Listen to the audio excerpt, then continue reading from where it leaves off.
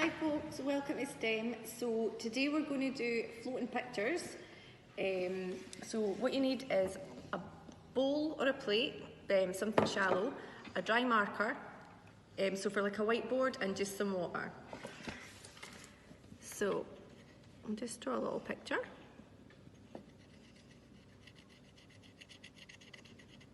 And then what you're going to do is you're going to pour just enough water in to cover the picture. So it'll just be a really tiny amount.